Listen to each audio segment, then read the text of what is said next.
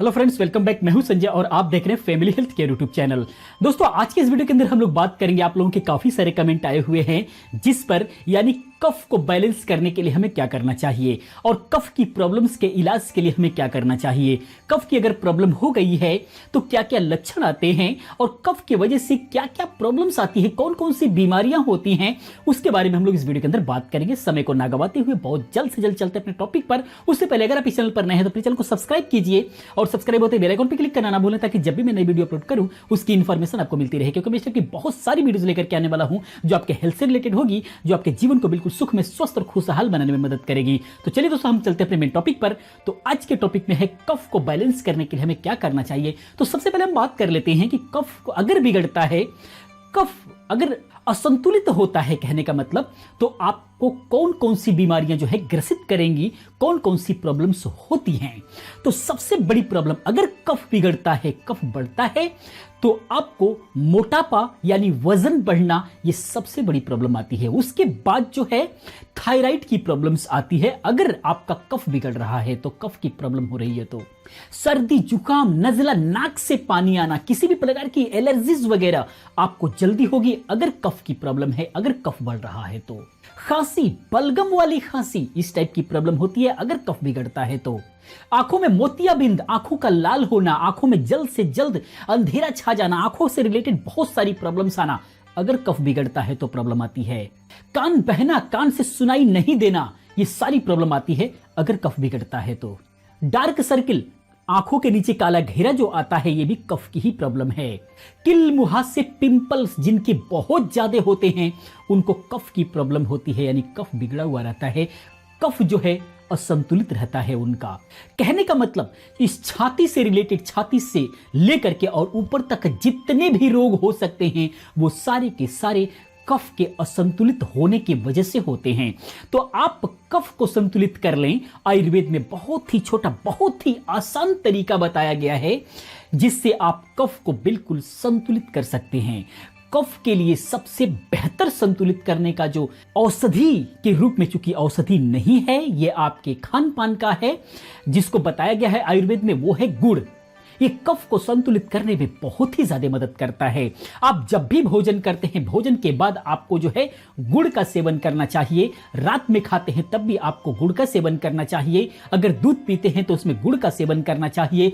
चाय पीते हैं, चाय बनाते हैं तो उसमें गुड़ का सेवन करना चाहिए। आप देखेंगे कि आपका कफ हमेशा संतुलित रहेगा।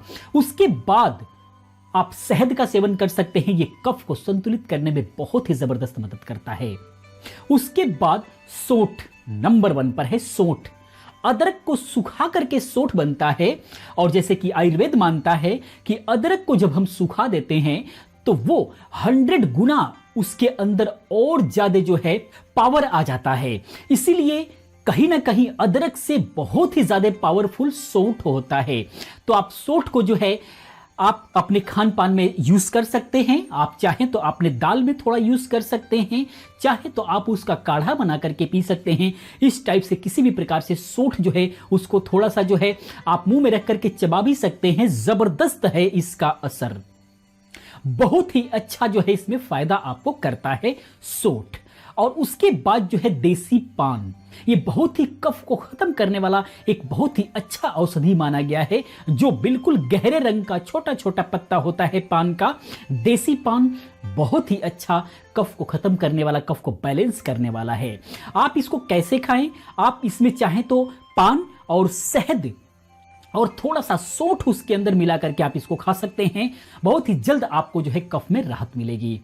उसके बाद पान के अंदर गुलकंद अक्सर मिलाते भी हैं पान वाले, आपको पता भी होगा, लेकिन उसके अंदर जर्दा वगैरह जो बहुत सारी चीजें मिला दी जाती हैं वो आपको नुकसान करता है। तो चूंकि कफ को बैलेंस करने के लिए लेना है तो सिंपल आपको पान नहीं खाना है, आपको सिर्फ जो है पान के साथ में गुड़ और सोंठ मिला करके खाना है, आपको फायदा करेगा। या फिर पान के साथ गुलकंद मिला सकते हैं, गुलकंद और सौंफ, ये 3 चीज मिला करके खाएंगे तो भी आपका कफ बिल्कुल भी बैलेंस हो जाएगा। बहुत जल्द से जल्द जो है आपका कफ बैलेंस हो जाएगा। उसके बाद हम बात करते हैं थोड़ा सा सावधानियों का और थोड़ा सा ध्यान रखने वाली बात। आपको क्या करना है कि रात को चावल नहीं खाना है। अगर चावल खाते भी हैं तो चावल दिन में खाइए, रात को सिर्फ रोटी खाइए। तो जिनको ये कफ की प्रॉब्लम है वो तो आपके लिए ज्यादा फायदेमंद होगा। और दिन का जो चावल बनाते हैं उसके अंदर लौंग और तेजपात जरूर डालें, यह आपके लिए बहुत ही ज्यादा फायदेमंद होगा। दूध रात को पीते हैं तो आप उसके अंदर हल्दी थोड़ा सा डाल करके उबालें, उस दूध को पिएं, आपके लिए ज्यादा फायदेमंद होगा। उसके अंदर थोड़ा सा जो है चने के दाने के बराबर आप शिलाजीत, अगर सूट करता है आपको तो शिलाजीत भी डाल करके आप पी सकते हैं। कफ के लिए बहुत ही अच्छा होता है, बहुत ही अच्छा फायदा आपको दिखाएगा। और अगर कफ से बहुत ही ज्यादा परेशान हैं, सीना वगैरह जाम हो रहा है, सांस लेने में प्रॉब्लम हो रही है, तो उस कंडीशन में आप जो है गाय के घी को जो है आप सीने पर मालिश कर सकते हैं, गर्दन पर मालिश कर सकते हैं, बहुत ही अच्छा फायदा मिलेगा। और अगर आप इसको जो है थोड़ा सा विक्स की तरह यूज करना चाहते हैं तो एक अमृत धारा आता है, अगर आपको ना मिले, जहां पर जो भी आयुर्वेद की जो दुकानें होती हैं जहां पर इस तरीके की जड़ी बूटियां मिलती हैं वहां पर अमृत धारा मिल जाएगा। अगर ना मिले तो मैं डिस्क्रिप्शन में लिंक दे दूंगा, आप मंगा सकते हैं। ये बहुत अच्छी चीज होती है, घर में होना चाहिए, हर घर में होना चाहिए। तो थोड़ा सा आप गाय के घी में 2-4 बूंद डाल करके और उसको मिक्स करके अगर आप सीने पर मालिश करते हैं तो ये विक्स जैसा फील करेगा, और नाक के ऊपर हल्का सा लगा सकते हैं, जिसको खुशबू अंदर जानी चाहिए। विक्स बिल्कुल विक्स की तरह महसूस होगा, लेकिन विक्स से कई गुना ज्यादा पावरफुल है, बहुत ही ज्यादा ये पावरफुल है, आपके लिए बहुत ही अच्छा हो सकता है। तो आप इसे यूज कर सकते हैं। और खाने में ज्यादातर अगर आप चाहें तो चने के बेसन का रात को जो है चीला बना करके खा सकते हैं अगर ज्यादा प्रॉब्लम है, और दिन में भी भुना हुआ चना खा सकते हैं। अगर खाते रहेंगे और इस तरह करते हैं तो आप देखेंगे कि कफ आपका बिल्कुल बैलेंस हो गया और इस टाइप की जितनी भी प्रॉब्लम्स है आपकी धीरे धीरे बिल्कुल भी दूर हो जाएगी। तो दोस्तों मैं उम्मीद करता हूं कि आपको समझ में आया होगा कि आपको क्या करना है। दोस्तों वीडियो कैसा लगा प्लीज कमेंट में बताएं। अगर वीडियो को लाइक करें, अपने दोस्तों के साथ शेयर करें। तो दोस्तों इस वीडियो में तक इतना ही, मिलते हैं नेक्स्ट वीडियो में किसी और अच्छी जानकारी के साथ। तब तक के लिए thank you, have a nice day, bye bye.